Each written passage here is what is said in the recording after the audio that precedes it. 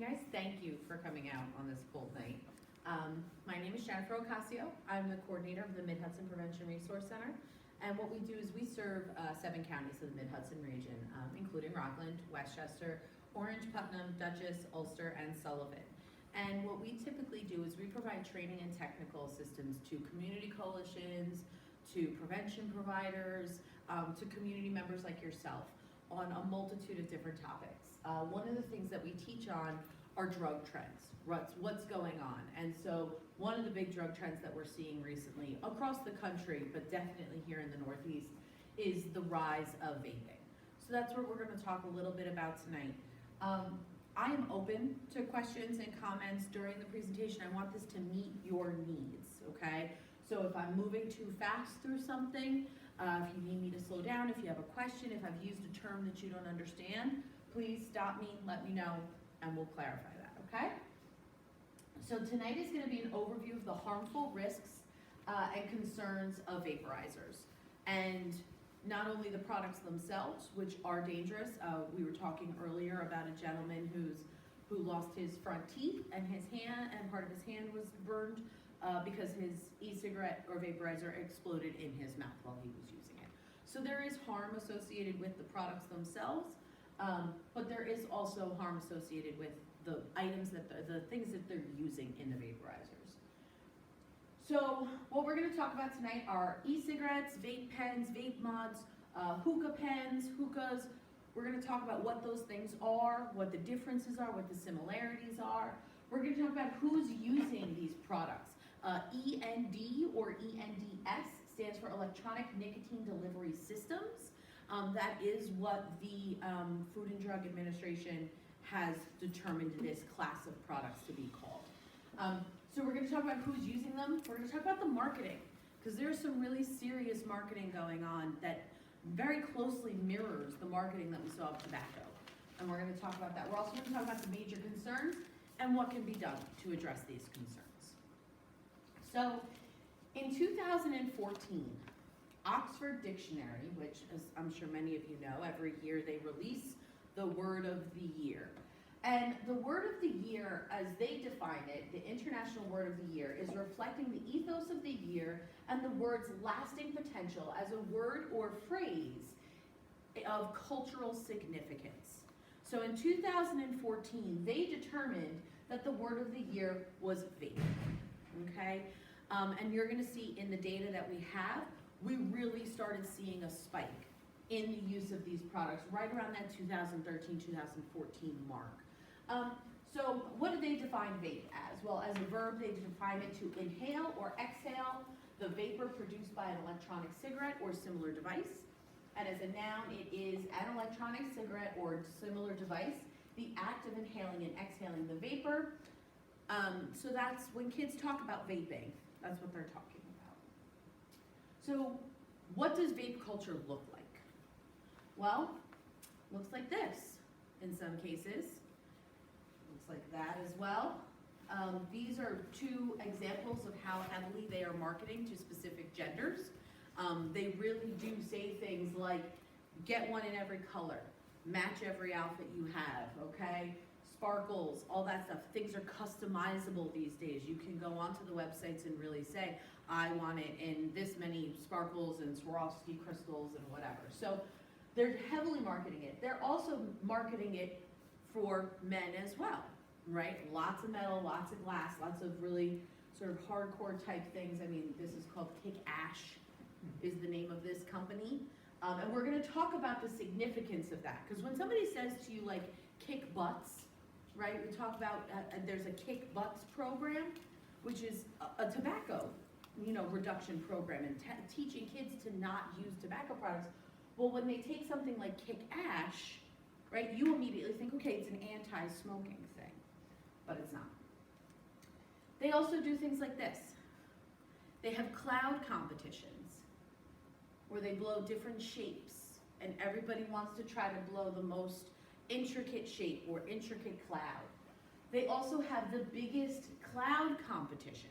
This is a poster that was made of the winner of one of those competitions. And this is a picture of what those competitions look like from the stage, okay? These people are not blowing clouds with cigarettes. They're using vaporizers.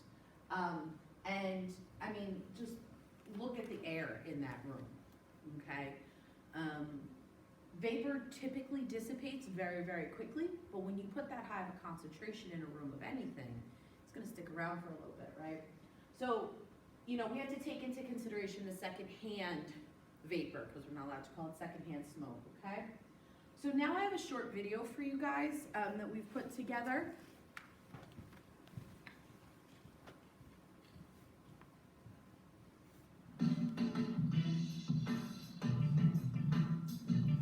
Hi there, this is Allie, High Times Concentrate correspondent.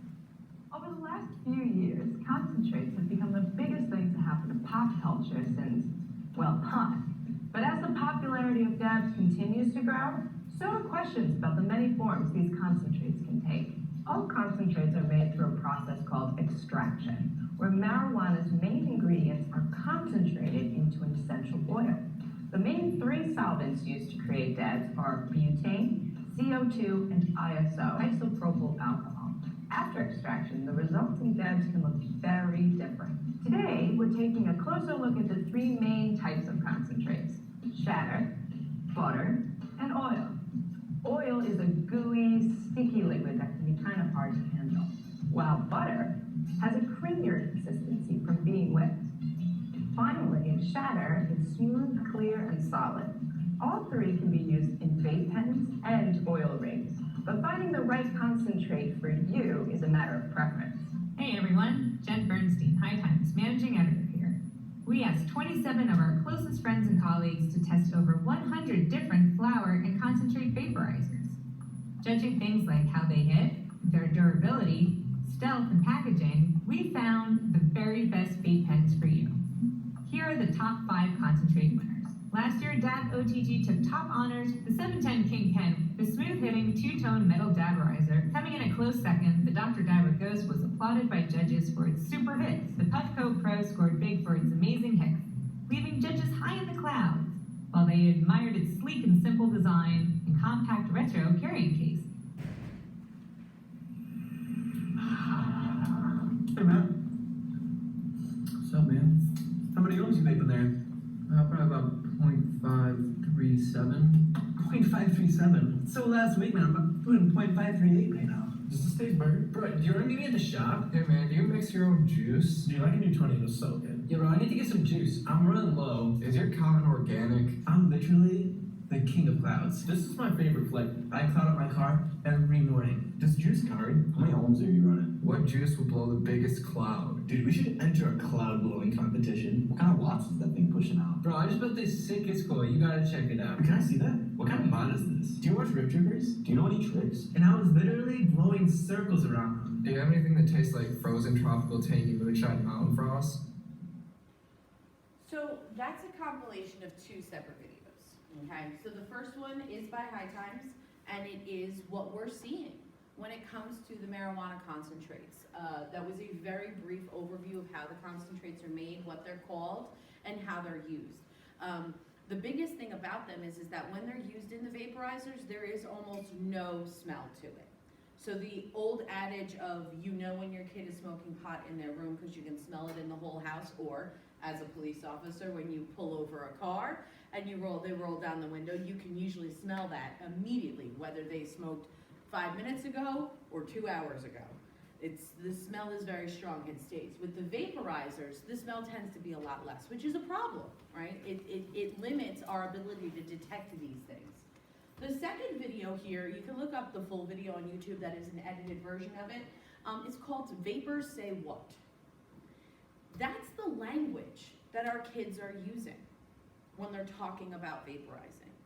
And the reason we show that, because sometimes it seems a little silly, like the flavor that he asked for at the end, they really have flavors like that of the e-juice and e-liquid that we're gonna get to in a little bit. One of my favorites is unicorn milk. I mean, what does unicorn milk taste like? I don't know, right? But they somehow have decided that this is the flavor of it. They talk about it in these terms of ohms and the cotton and the coils and the rigs and the mods and the pens. That's what vape culture is, okay? Now, the kids in the video were not using, as far as we know, drugs in their vaporizers. They were using e-liquids or e-juices, which either have nicotine or no nicotine in them. So we do have to recognize that fact, that when we're looking at a vaporizer, a pen, a mod, which we're gonna get to the difference in a minute, what's in that, right? What's in it? You don't really know, okay? If you find one of these products in your child's room, our recommendation is do not open it. Get it to somebody, a professional, like a police officer, who can safely open them, because you don't legitimately know what liquid or what substance is in there. Even if it's something as simple as an e-liquid that has nicotine in it, and you are a non-smoker, and you open it and you get that liquid on your hands, nicotine is absorbed through the skin. And you can experience a nicotine poisoning in that way. And we're gonna talk about how that's happening more frequently now. So, vaping is becoming popular among smokers and non-smokers, okay? It is an aerosol containing nicotine and other substances. The device contains a cartridge, which holds the main component of the e-cigarette or vape pen, which is also called e-liquid or e-juice, as the kids call it. There are over 500 brands of e-cigarettes that we can find. I just heard about a new one tonight. And there are over 7,000 flavors of e-liquid on the market. Many kids say things like, well, I only buy the e-liquid that they mix in-house. It's like shopping local, right? Everyone talks about buying local and farm fresh. They look at me and they say, well, I only buy it from the stores that make it themselves. So I know what's in my e-liquid. The reality is you don't. There's over 7,000 different combinations of these chemicals. So who's using these products? Well, this information was, we don't have a date on there. I'm pretty sure this is from 2012 or 13 from the CDC. And we look at, it's fairly even, right? Men and women, definitely younger generation. We're looking at the 18 to 24-year-olds, 25 to 44-year-olds are very high. But even into the older generations, it's beginning to get in there. When it comes to race or ethnicity, the only one that really stands out there is the non-Hispanic, and that's American Indian and Alaskan Native population. So we have to take into account that they have a different culture surrounding nicotine use and tobacco use, and that's probably why there's a spike there. But overall, for the most part, we're not really seeing a discrimination between men or women or one race or one gender using these products more than the others. In the past 30 days, this is a study, again, from 2010 to 2013, and it looked at past 30-day use of e-cigarettes by adults by their cigarette smoking status, okay? So we've got 2010, 2011, so we've got somebody who was never a smoker of traditional cigarettes using e-cigarettes. We have somebody who was a former smoker of traditional cigarettes using e-cigarettes, and then obviously we have a very high spike in the current cigarette smokers. So this is what we call dual use. I'm sure many of you have heard that vaping is supposed to be the way to quit smoking traditional cigarettes. Have you guys heard that before? Right? This is a product that can help you quit. We're not really seeing that. We're seeing there's a few anecdotal stories I've heard of people who've actually quit smoking traditional cigarettes because of vaporizers, but more often than not, they become what we call a dual user, which is a problem because now they're continuing to smoke traditional cigarettes and getting those chemicals and that nicotine into their system, and then they're also using it through vaporizers. We can also see that 76.8% of current e-cigarette users, so this was a poll of e-cigarette users, are also current cigarette smokers, okay? So this is cigarette smokers who use e-cigarettes, and those are e-cigarette smokers who use current cigarettes, or traditional cigarettes. What about kids? Data for us with youth is very hard to get in a timely fashion, so 2014 is right now the most recent stuff that we can get. And what we saw was from 2011, right, we see high school, middle school, very low percentages. This is national data from the CDC. We see 2012, it went up, you know, a decent amount on both levels. Middle school kind of leveled off in 2013. High school continued to rise. But look at that jump in 2014. It nearly tripled, or more than tripled in some situations, okay? So we looked, right? We saw Oxford Dictionary listed vape as the vape word of the year in 2014. And now we're seeing in the data a spike in the usage. And I can pretty much guarantee you that that trend has not changed. From 2015 to 2016, if anything, it's gone up even more than that. And that's scary because we don't really know what's in these products. We don't really know what these products are going to do in the long term. These are e-cigarettes, okay? I'm gonna show you some pictures in a little bit of different ones, but these are e-cigarettes. And the interesting thing about e-cigarettes is they are not refillable, okay? You can purchase one, you smoke it or you puff on it until the e-liquid is gone and then you throw it out. There's no charging it, there's no filling it. So if somebody is using one of these products, they are definitely using nicotine, okay? So that's sort of a positive, right? We can look at that and say, okay, that is definitely a nicotine-based product.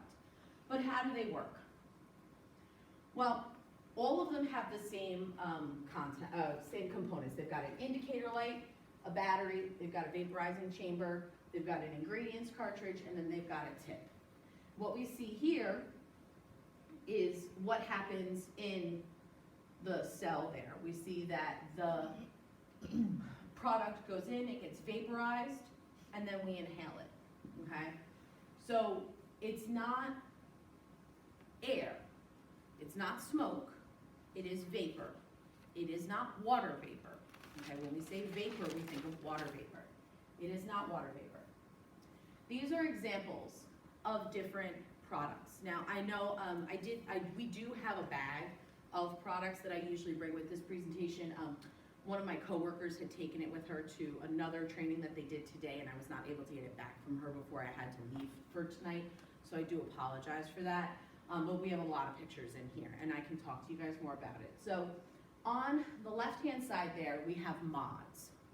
Those are the more expensive versions of vaporizers. Those are the ones that they're using in those cloud competitions I talked about. And the reason that they're doing that is because if you look on the side here, I don't know where the pointer is, it's hard to tell, but there's a screen here, and there's buttons. They can turn up the power and turn down the power. They can turn up the heat and turn down the heat in these products. Those are usually the ones that we're seeing explode, okay? If you've ever heard the stories about like the guy with the mouth or in the pocket, because those tend to turn on easier in a pocket or something like that. These ones in the middle here are what we traditionally call vape pens, mostly because they are similar to a pen. And then on the side here we have an e-cigarette, which looks very much like a traditional cigarette.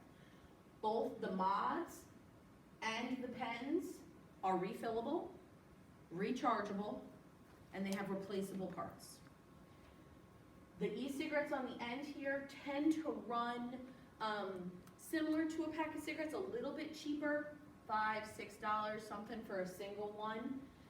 The mods, we have seen them priced up to $500 for a single mod, okay?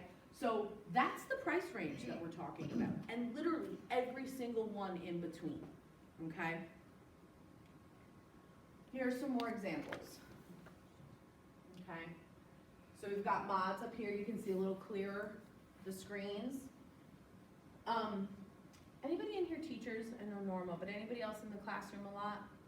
Okay, I was a pen chewer in high school. How realistic do you think it is that a kid could sit in the back of a classroom and be chewing on the end of a vape pen and blowing the vapor out while the teacher's facing the board and the vapor dissipate before the teacher turns back around? It's very realistic, and it's something that we have actually seen.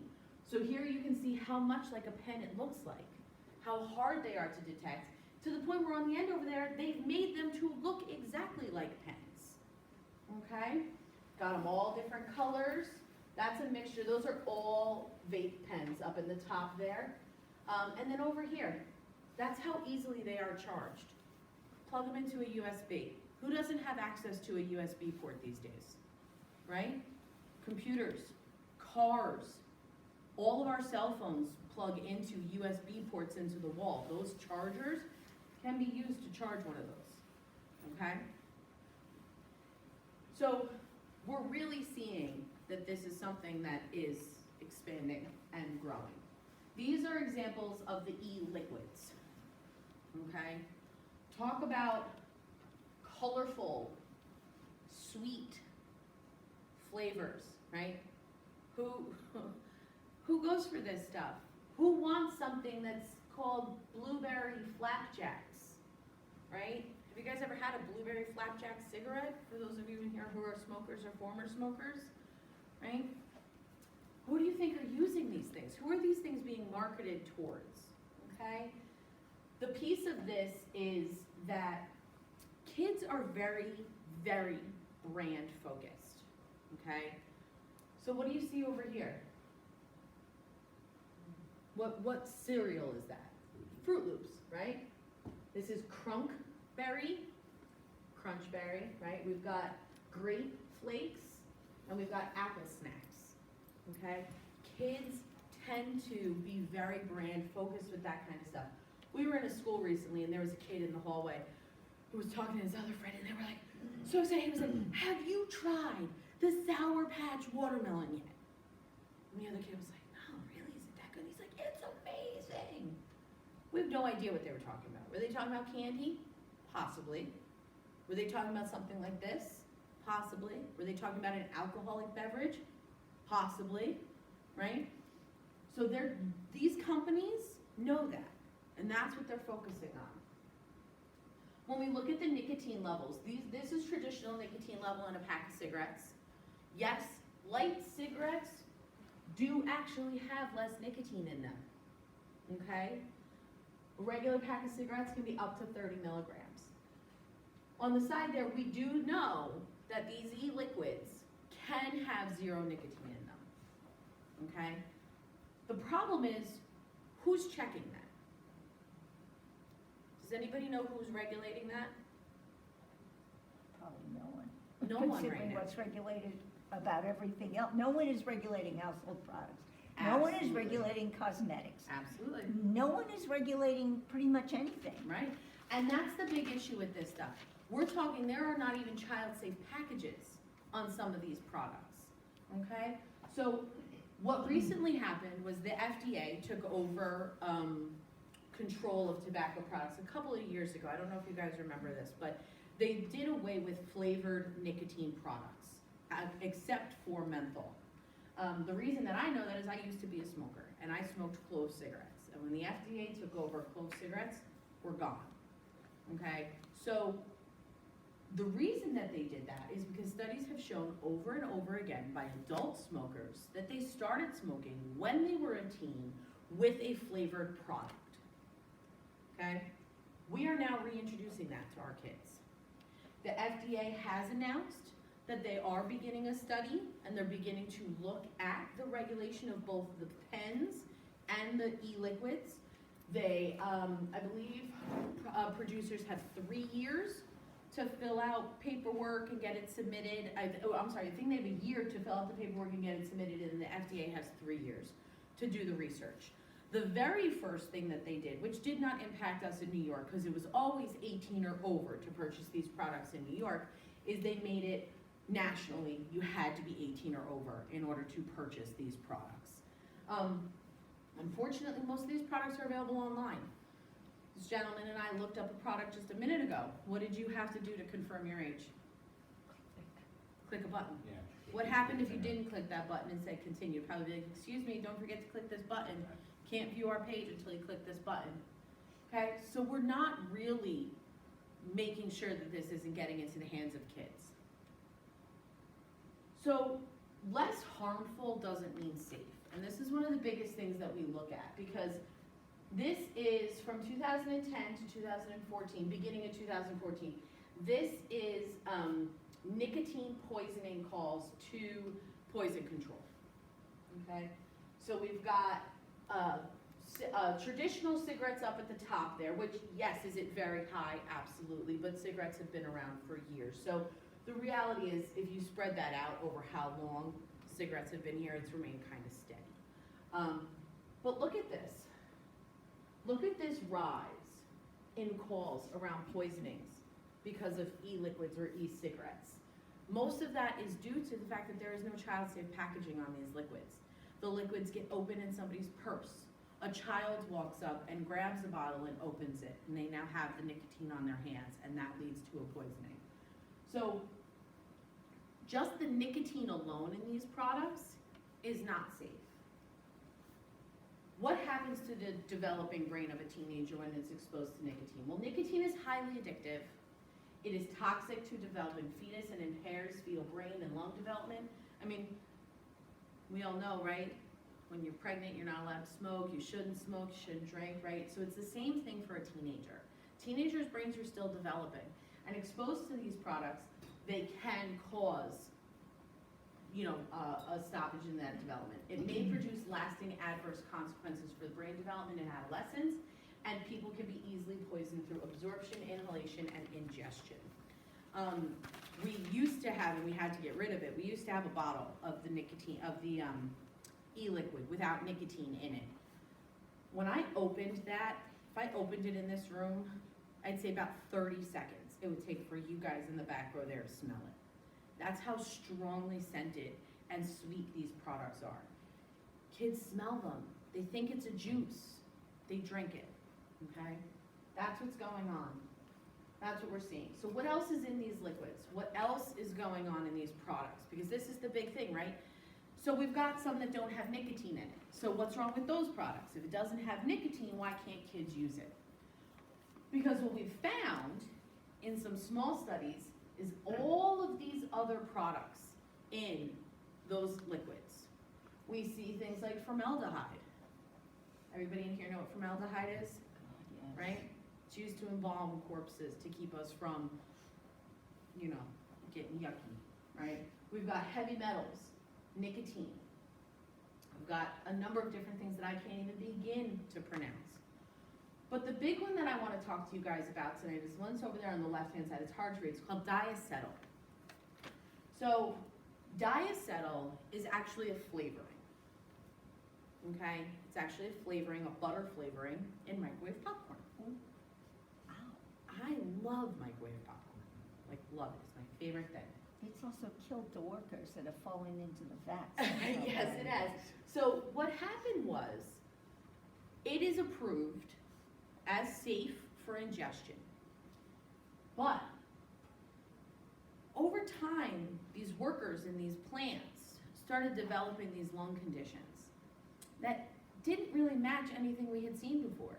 Wasn't cancer, wasn't tuberculosis, wasn't bronchitis, wasn't anything that we'd ever seen. People were like, well, what is going on? Why are these workers getting sick? What's happening? Well, after some studies, they found out that the diacetyl that is approved as a flavoring for ingestion in the plants was being vaporized and being released into the air. And these employees were breathing it in. And they were developing this condition called popcorn lung. That's what they named it. For two reasons. One, it was happening in popcorn factories, and two, it produces little nodules that look like little exploded pieces of popcorn in your lungs. So, how is this product allowed in the e-liquids that people are going to be vaporizing and inhaling? Because there isn't any regulation on it. We actually had a student say to us, she raised her hand, she goes, the diacetyl is only in the savory flavors, like butter toffee. So if you don't use butter toffee, you're not being exposed to that chemical. How would you know? They probably don't list the ingredients. And if they do, they probably list them in print that's so tiny you wouldn't So be able tiny. to read it. They don't list the ingredients. And that is the point. We have a lot of kids who say, well, I only use stuff that's mixed at the stores that I know where they mix it. Well, what Yeah, kind of you don't know training what do these they're people go using. through? Right, what are they using? What kind of training are they going through? What flavorings are they using? I mean, does the blueberry flavoring have the same issue? We don't know. right? We don't know, and that's the big point that we try to get across to kids. The bottom line, most of these products, we don't know. We don't know what kind of damage it's gonna do. Do you really wanna be a lab rat? Do you really wanna test these products out on your lungs? These are things that you need forever. Can't live without your lungs, right? So what else are they using in these products? Not that the e-liquids aren't scary enough, but we're seeing things like we saw earlier with the marijuana. We've got the butter, the shatter, the wax, okay? We do have other substances like the synthetics and the opiates are being put in the vaporizers. The biggest issue with this is what we were talking about earlier with the lack of smell. It is also a much higher THC concentration. Does everybody in here know what THC is? Marijuana. It's the active cannabinoid in marijuana that gets you high. That is where you feel the high, THC, okay? Typical marijuana has right around, I think 12-ish% THC is kind of what we're seeing average on the street. Better quality stuff will have like up to 20% THC in it, which the more THC means it gets you higher, right? It makes you feel the effects more. These products can have upwards of 80 to 90% THC in them. So when we're talking about the negative impacts that come from marijuana use, a lot of times we're talking about the negative impacts of THC, like psychosis, like hallucinations, like anxiety attacks and panic attacks, okay?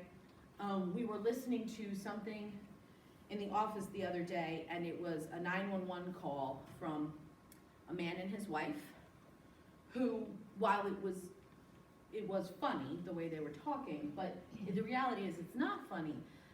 He calls up and he's like, there's a problem. And the 911 dispatcher's like, okay, sir, you know, calm down, tell me what's going on, where are you, all that stuff. He goes, my wife and I, we made some brownies, and I think we're dead. And you're like, what? Like, you're on the phone, and he's like, and the 911 dispatcher's like, sir, like, I'm sure you're not dead, like, talk to me, let's get you some help, whatever. And he's like, no, you don't understand. Time is moving so slowly that I think we're dead, right? This is a hallucination. This is a psychosis moment, and it's because they were using something like the wax to make the brownies, right? People aren't just using pot in brownies anymore, they're using the concentrates. So when we look at the vaporizers, which give you a extremely strong, direct hit of this stuff, okay, which is stronger than traditional marijuana, it's a problem. When we talk about the use of these other products, the synthetics and the opiates in them, it's a problem. That's why we tell you not to open them, because you don't know exactly what's in there. What about the marketing? What does it look like? It looks like this, okay? We've got some old school cigarette ads in here, use of celebrities, right? So we've got Jenny McCarthy up there. She's the blue girl for Blue brand e-cigarettes. We've got Katherine Heigl there. We've got Leonardo DiCaprio, right? The biggest way you can tell the difference is usually the tip there. You can see this looks like a traditional cigarette, but the tip is green, okay? He's smoking an e-cigarette there. So what's the difference between the tobacco marketing of days past and the e-cigarette marketing of today? About this, manly men, glamorous women, right? We got the Marlboro man up there. Who remembers what happened to him, right? This is the blue guy. That's what we call him. This is not the best ad that you see, but usually his eyes match the color of the blue on the tip of the e-cigarette. Okay? We've got blue over there again, and you see, you know, you can see how much it mirrors exactly what the tobacco company was doing back then. Sex sells, okay, right? We've got better smoking choice, we've got half-naked woman up there, okay? They advertise, they sponsor sports, they sponsor a jazz music festival, okay? The Blue Jazz Music Festival. All of these things. Why quit when you can switch? Okay? What about this one? Love your lung. Considering all I'd heard, I decided to either quit or smoke True. I smoke True. So this is a cigarette ad from what looks like, what, probably 70s-ish, right? So what's different between this and that? Or this? Freedom to have a cigarette without the guilt. Green smoke. Tastes real, feels real. It's not a cigarette, it's electronic. Who here isn't trying to be green? Trying to recycle, right? Trying to have less of an impact?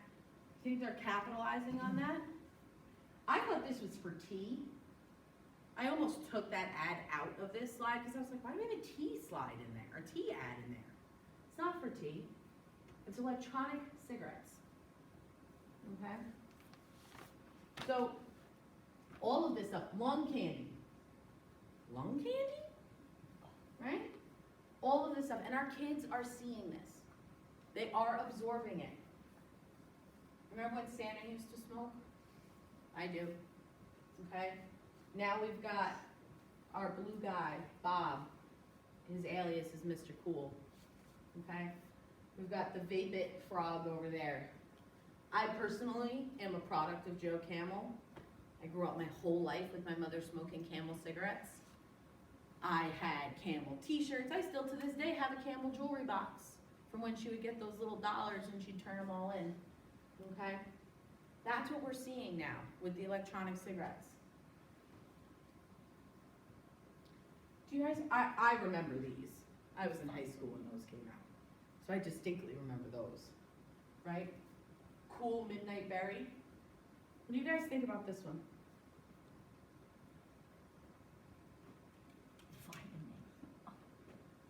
Any comments? The one up there with the maple pancakes. The maple and the vanilla, low calories. right?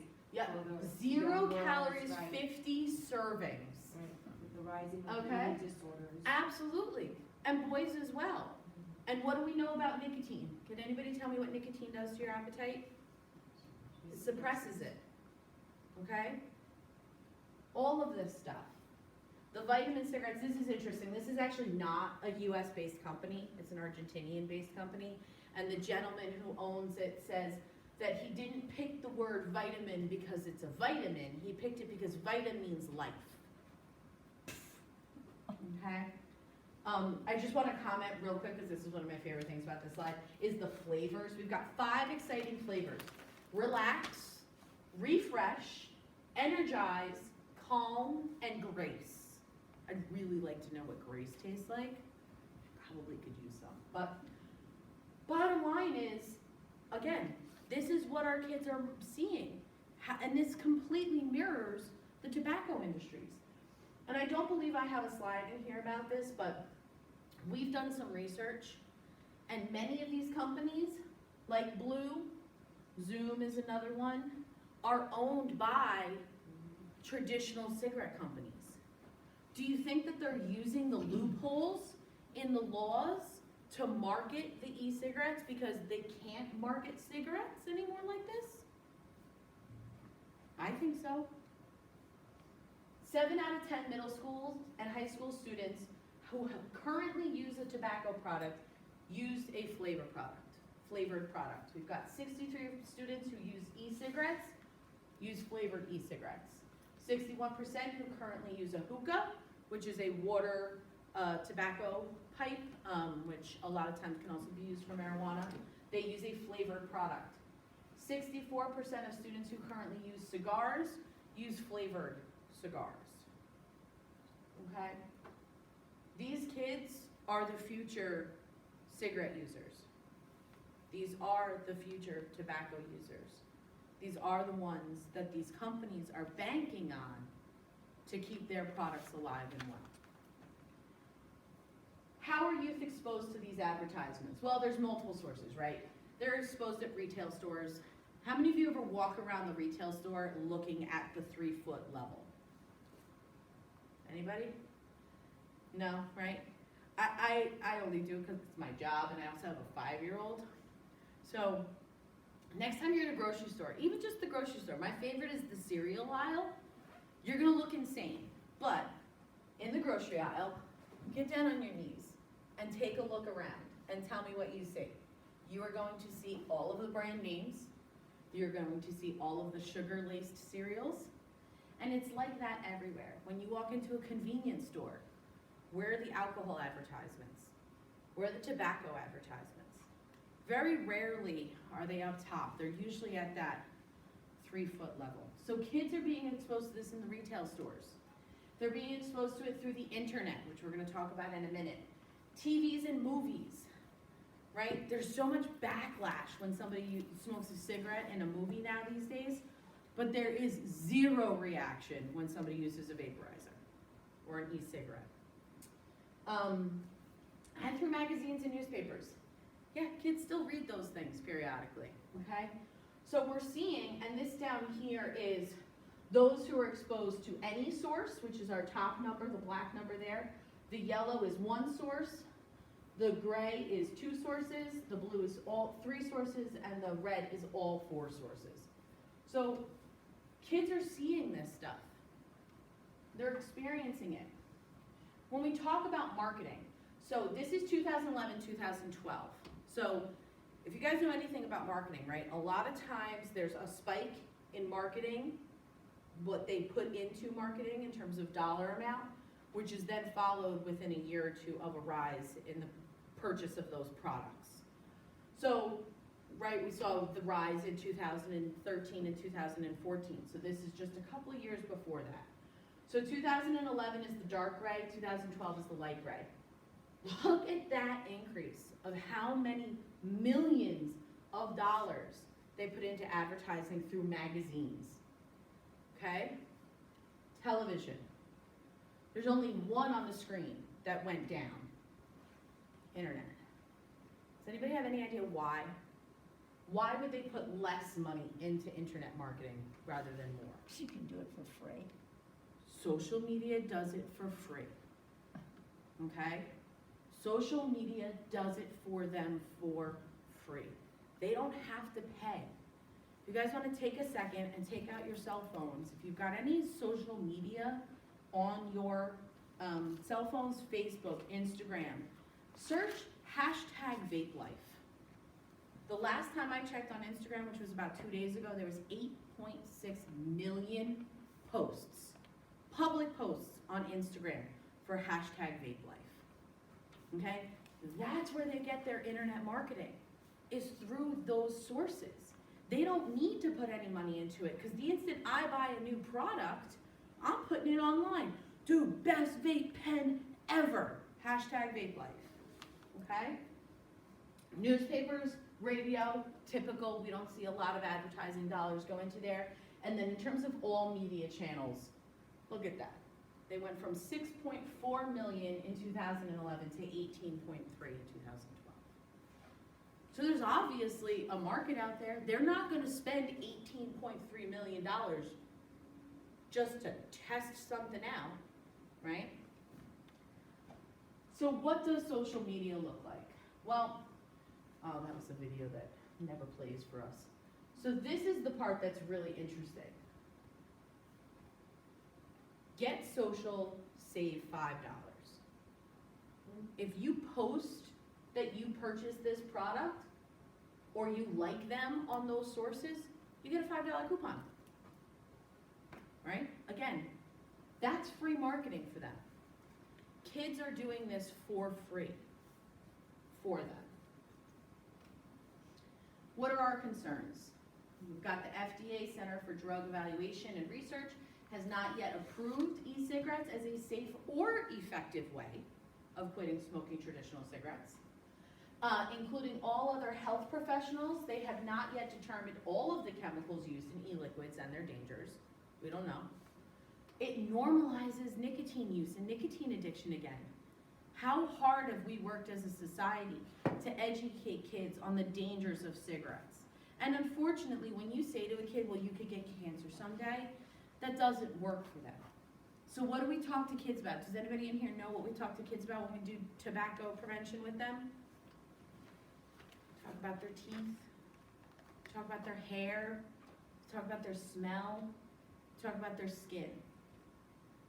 Those things are not a problem with vaporizing. As far as we know, vaporizing doesn't turn your teeth yellow. It doesn't make you stink like an ashtray. In fact, it makes you smell like cherries or unicorn milk, whatever that smells like, right? It's easily accessible by youth, both in the stores and online. Even though it's 18 or over to purchase these products, we've experienced when you go into these stores, there isn't a lot of compliance with that. We also notice when you go into the stores, you know, I don't know, do you guys have vape shops around here? Yeah. So, a really fun thing to do, and maybe I'm just strange, I mean, this is my job, but we find a really fun thing to do is go into the vape stores. Talk to the people. Hey, I'm trying to quit smoking, what would you suggest? They'll tell you about every product they have in the store. And 9 times out of 10, they'll then look at you and go, do you want to know about the good stuff? And you go, sure, tell me about the good stuff.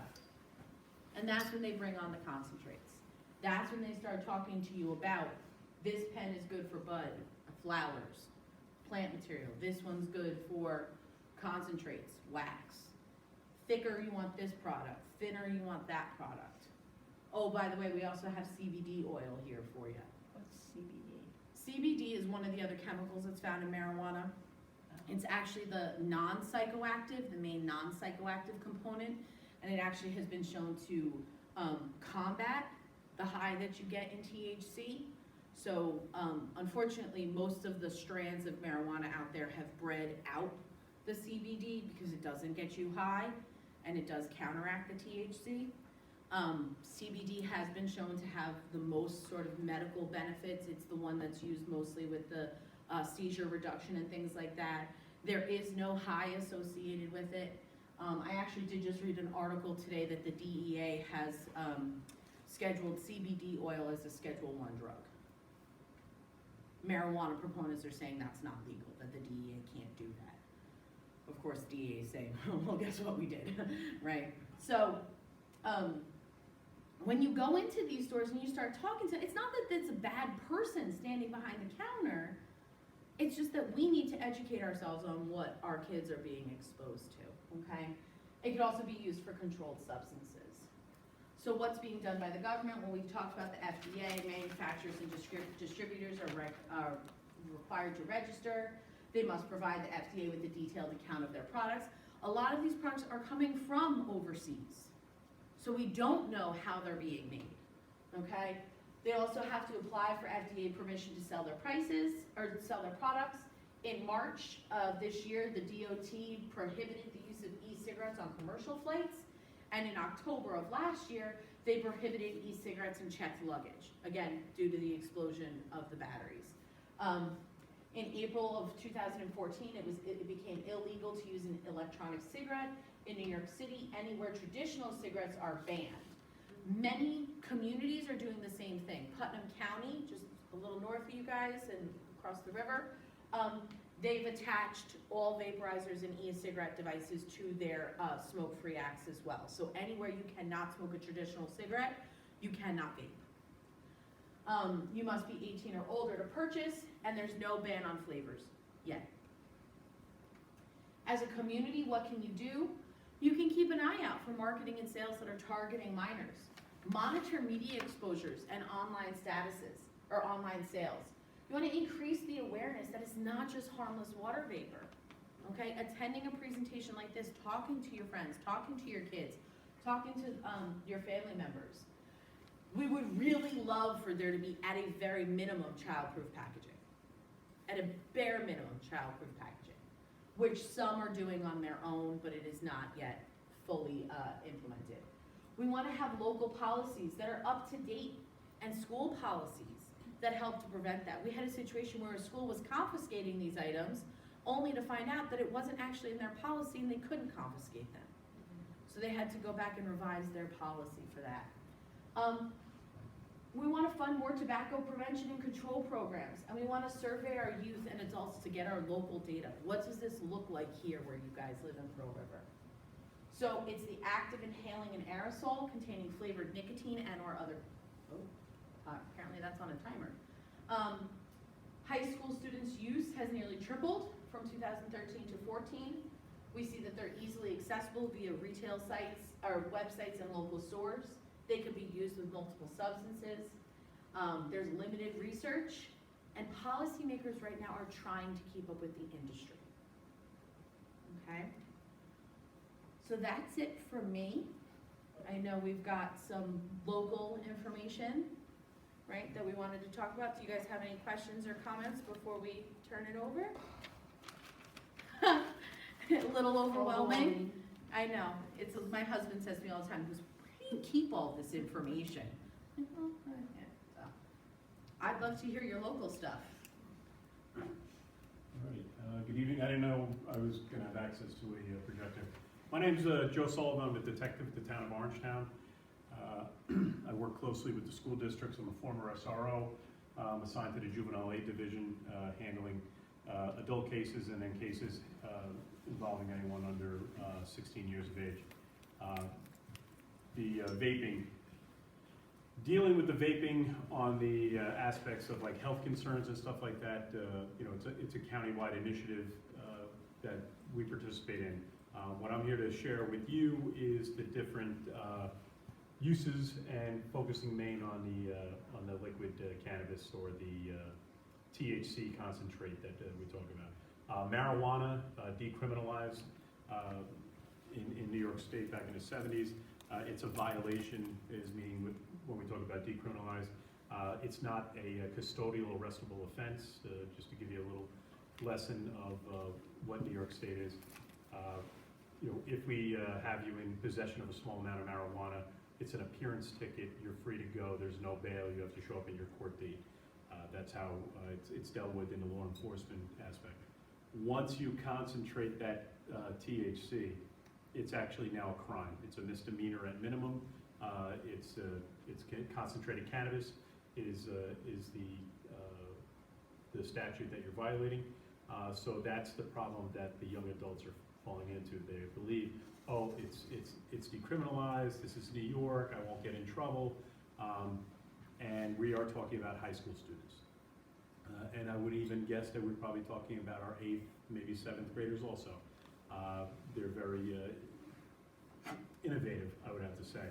I brought some photographs, and there's actually very few of us here, so maybe afterwards what I'll do is I'll set them up on a table here.